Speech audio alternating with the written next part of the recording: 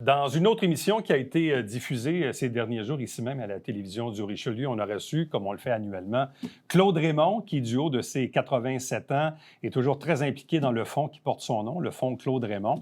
Ce fonds qui a distribué plus de 121 000 $ à différents athlètes ou organismes dans la région. C'est quand même assez incroyable. Des sous qui sont récoltés principalement par le tournoi de golf et le super tirage qui se conclut toujours à l'automne. Et ça permet de mettre en relief et de donner de la visibilité à de jeunes athlètes ou de jeunes artistes. Et bon, à chaque année, il y a toujours cette mention de l'athlète masculin ou l'athlète féminine de l'année. L'athlète masculin, c'est Étienne Papineau en golf. On va tenter de le recevoir dans les prochains jours. Du côté féminin, je pense que le comité a eu une certaine difficulté à se décider. Il y a deux athlètes qui se sont démarqués. Justine Morier, qu'on va recevoir un peu plus tard à l'émission, mais d'abord Gabrielle Santerre, qui est une joueuse de hockey. Bonjour et bienvenue et félicitations. Bonjour, merci beaucoup. Un parcours quand même assez impressionnant. Oui, effectivement. Tu sais, je regardais, là, parce que, bon, oui, là, tu es l'athlète féminine de l'année du fonds Claude Raymond, mais il y a comme d'autres honneurs aussi qui se sont un peu ajoutés dans les dernières années. Oui, une très belle année, une très belle saison de mon côté. J'ai travaillé fort, mais effectivement, je suis très, très fière de ce que j'ai accompli cette année. Bon, t'as quel âge? J'ai 21 ans. Ça fait combien de temps que tu joues au hockey? Ça fait longtemps. J'ai commencé vers l'âge de 4-5 ans, là, quand j'étais toute jeune.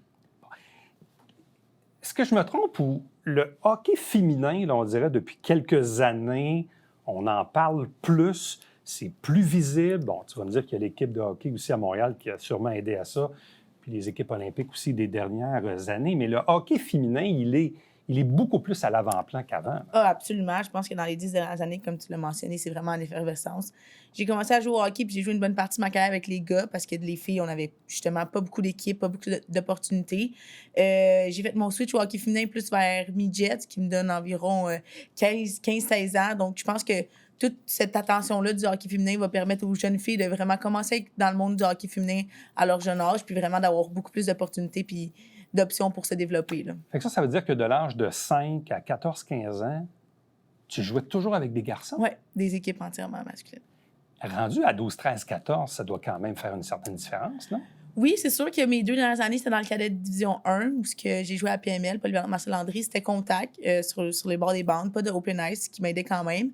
J'ai toujours eu une fille avec quand même une bonne shape, donc j'étais capable de me débrouiller à ce niveau-là.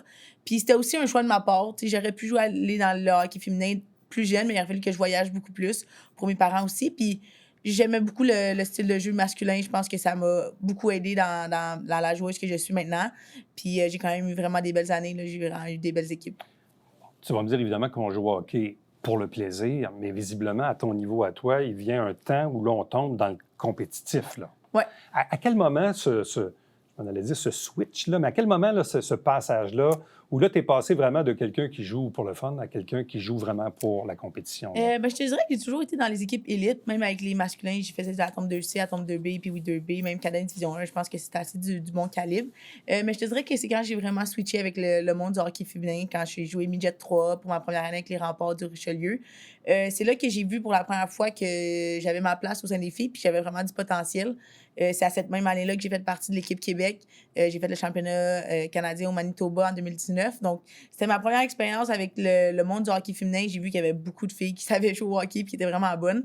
Mais j'ai aussi vu mon potentiel parmi les autres filles. Puis c'est vraiment là que je me suis donné comme défi d'atteindre l'équipe nationale puis d'atteindre mon plus grand potentiel dans le hockey. Là. Bon, quand je disais tantôt, puis là, je reprends la phrase de Richard Hamel, qui est journaliste au Canada français. C'est un texte là, qui date de quelques semaines. Les honneurs se succèdent pour Gabrielle.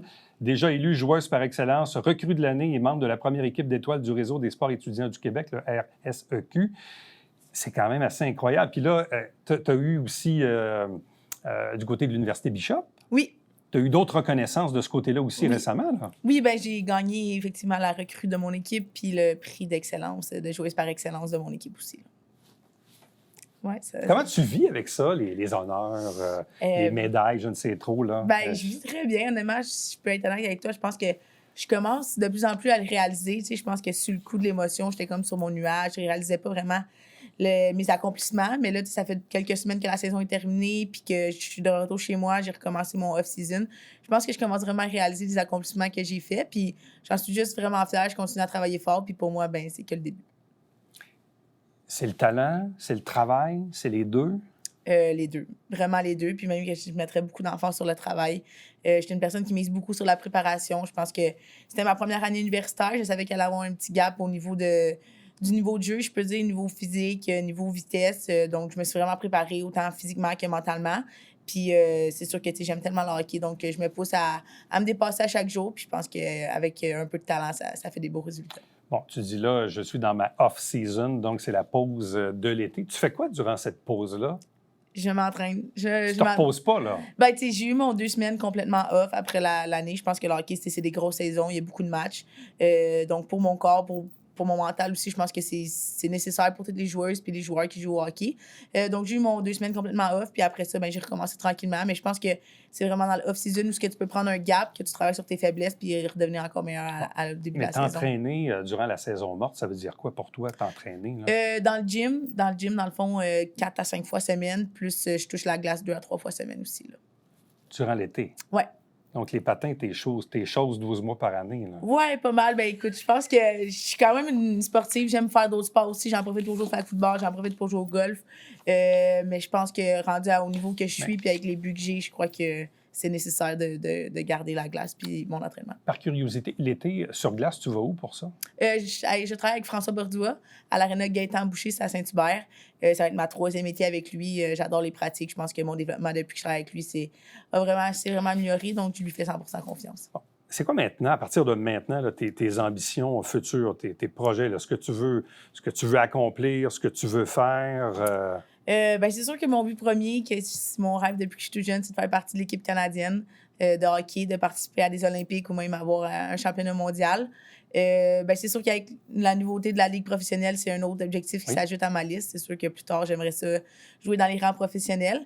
Mais pour ce qui est de plus à court terme, j'aimerais vraiment amener mon équipe Bishop University à son premier National Championship, qui est dans le fond les gagnants de la RSEQ ou les finalistes. Donc, c'est vraiment un beau tournoi. C'est l'objectif ultime pour ma carrière universitaire. Donc, ça veut dire que pour la prochaine saison, la saison 24-25, tu vas jouer à Bishop? Oui, il me reste encore 3 ans avec cette université. Il te reste 3 ans? Oui. Ce qui va t'amener à 24-25. Mais ça, est-ce que ça veut dire que pour accéder à l'équipe nationale, si un jour tu finis par l'atteindre, oui.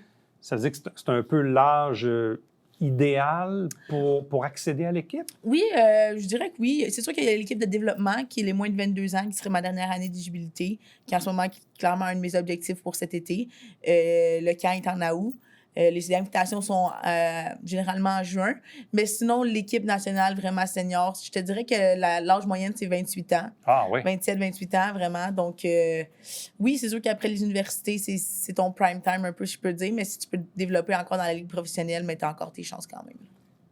Qu'est-ce qui te manque pour atteindre ce but-là, ce niveau-là? Écoute, c'est une bonne question. Je pense que j'ai toutes mes faiblesses, comme un peu toutes les joueuses, donc je vais travailler ça. Je pense que je dois prendre un petit niveau sur ma vitesse. Je pense que je regarde la Ligue des pros, c'est très rapide. Puis je te dirais quand même de jouer un petit peu plus physique. Je pense que je suis quand même un petit gabarit comme joueuse, donc d'amener ça à mon style de jeu malgré ma petite taille, je pense que j'ai pas vraiment peur de ça. J'ai joué avec les gars, justement, ça m'a aidé longtemps. Donc, je dirais ma vitesse puis mon niveau de physique dans ma game. Là. Je dirais que ce serait 2 choses que je devrais amener à mon niveau pour atteindre ces rangs-là. Qu'est-ce que tu aimes là-dedans? Dans le hockey? Oui. Et il y a tellement beaucoup de choses. Premièrement, j'aime beaucoup l'aspect d'équipe. Je pense qu'on est toute une équipe pour travailler dans un but commun. Ça, je pense que, tu sais, j'ai beaucoup de leadership en dedans de moi depuis que je suis tout jeune. J'ai souvent une lettre sur mon chandail parce que j'aime ramener tout le monde ensemble. Puis j'aime vraiment l'aspect de famille, que ça crée une équipe de hockey. Puis la deuxième chose, je pense, c'est l'aspect de compétition. Je suis une fille extrêmement compétitive, que ce soit dans les pratiques ou même dans les matchs. J'adore gagner. Je vais tout donner pour gagner. Puis j'aime ça, transmettre ce niveau de compétition-là à mes coéquipières pour vraiment... tout donner puis aller pousser le meilleur dans chaque côté de mes coéquipiers. J'aime vraiment pousser les gens à donner leur meilleure version de eux-mêmes. Là. Bon. Quand on est une femme et qu'on joue au hockey, est-ce qu'on peut aspirer à jouer au hockey à temps plein aussi, inévitablement, il faut avoir un boulot pas très, très loin? Là? Ben écoute, je pense qu'il y a 5 ans, je t'aurais dit non, malheureusement. Et c'est sûr qu'il fallait un autre boulot à côté, mais je pense qu'aujourd'hui, la réponse, elle peut être oui. Avec la nouvelle ligue, je pense que c'est très... réaliste. Oui, réaliste. Puis les bases sont solides. Je pense que ça va juste s'améliorer d'année en année. Puis j'espère vraiment pouvoir faire ce boulot un jour. Bon, si tu joues pour l'Université Bishop, c'est donc que tu étudies là oui. aussi. Oui. Dans quel domaine? J'étudie dans la psychologie sportive. La psychologie, je trouve ça super important. L'aspect mental de mon jeu aussi, je mets beaucoup d'emphase là-dessus. Je pense que c'est vraiment là que je vais chercher mon petit gap. Donc, c'est sûr que plus tard, j'aimerais ça travailler avec les athlètes. J'aimerais rester dans le monde du sport puis aider les athlètes à performer à leur meilleur. Bon, quand tu vois une organisation comme le Fonds Claude Raymond, là, qui existe depuis une quarantaine d'années maintenant, qui à chaque année, évidemment, nomme des athlètes, en quoi c'est important de se sentir supporté par sa région, par son milieu, par un fonds comme le Fonds Claude Raymond? Pour toi, là, en quoi c'est important, ça, ce coup de pouce-là? Honnêtement, c'est énorme. Je pense qu'on le réalise pas souvent. Puis j'en parlais justement à mes parents après cette soirée-là, comme quoi, si un jour je réussis à percer, c'est sûr que j'aimerais ça redonner à des athlètes parce que justement, je l'ai vécu.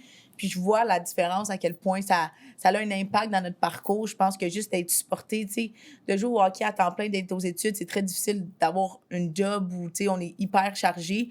Donc, d'avoir ces ressources-là, de pouvoir quand même mettre de l'argent dans ton développement, que ce soit les glaces, les entraînements, tu sais, tout ça, c'est très, très expensive, désolé, dispendieux. C'est coûteux, très, très coûteux de nos jours. Fait que pour moi, je suis très choyée de pouvoir mettre 100% dans mon développement puis d'avoir ces ressources-là, ces fonds-là, d'avoir des bourses pour m'aider. Je pense que c'est énorme. Puis ce qui fait un peu la différence pour vraiment atteindre le prochain niveau. Oui, parce qu'évidemment, oui, ça s'accompagne de bourses, mais au-delà de l'argent, il y a aussi la tape dans le dos. Là. Oui, la reconnaissance, 100%. Écoute, je pense que c'est vraiment des beaux gestes de leur part. Puis pour moi, tu sais, après cette soirée-là, ça fait partie de réaliser aussi un peu de ce que j'ai accompli. Je pense que sans tout ça, c'est difficile tu sais, oui, je peux me taper dans le dos moi-même, mais d'avoir vraiment, surtout ta ville qui te supporte, ta famille, ton entourage, puis des personnes comme Claude Raymond, je pense que c'est vraiment énorme dans la carrière de jeunes athlètes comme moi-même, puis toutes les athlètes qui étaient présentes. Si tu recules dans la tête de la jeune fille que tu as déjà été, est-ce que tu penserais un jour en arriver là, d'arriver à ce niveau-là? Écoute, c'est sûr que non, je penserais pas. Tu sais, comme quand j'étais toute jeune, c'est sûr que j'avais des buts ambitieux, puis j'en ai encore, mais on dirait que je savais pas, j'avais hâte que ça devienne réaliste. Maintenant que je le vis, on dirait que je suis un peu surprise, mais en même temps, je pense que je suis tellement motivée, puis je vais continuer à me mettre des standards super élevés, donc je suis pas inquiète que c'est que le début pour moi, là. Par curiosité, c'est quoi le niveau de jeu? Tu sais, on parlait de l'Université Bishop tantôt. Dans cette ligue-là, le niveau de jeu, on peut le comparer à quoi, dans le fond? C'est difficile dans le sens que peut-être, tu sais, NCAA D1 qui est dans le fond le niveau universitaire aux États-Unis. Okay. Je pense que ça pourrait quand même être semblable. Du moins, les meilleures équipes dans les quelques dernières années, souvent nos meilleures équipes au Québec vont compétitionner contre les équipes de la NCAA. Puis c'est vraiment des bons matchs, là. C'est vraiment 50-50. Donc, ça serait ça, mais c'est sûr que c'est encore une coche en bas de la ligue professionnelle. Là. Je veux dire, il y a vraiment un gap. Comme dans le hockey masculin, là, je pense que c'est super normal. Là. Donc, la différence, on la voit quand même, elle existe. Oui. Un peu comme on peut le vivre du côté masculin avec le junior majeur, la Ligue américaine, la Ligue nationale. Donc, dans le hockey féminin, il y a aussi ces stades-là, ces étapes-là à passer. Oui, 100%. Il y a un gros niveau. Puis, tu sais, comme vous l'avez mentionné, c'est super normal. Il y a la même chose dans le hockey masculin. Donc, c'est d'y aller une année à la fois, de te concentrer sur tes forces, sur tes faiblesses, puis de donner tout ce que tu peux. Puis, je pense que, tu sais, ça se fait naturellement aussi. Là. C'est important de compter des buts? Oui, mais autant de faire des passes. Je pense que les deux, c'est super important. Gabrielle Santerre, merci beaucoup. Félicitations encore une fois. C'est très, très inspirant. Puis, longue vie dans cette carrière. Tu en as beaucoup derrière toi. Oui. Et je pense qu'il y en a encore beaucoup à venir aussi devant toi. Là. Un énorme merci. C'est super apprécié. C'est plaisir. Restez avec nous. On vous revient après ceci.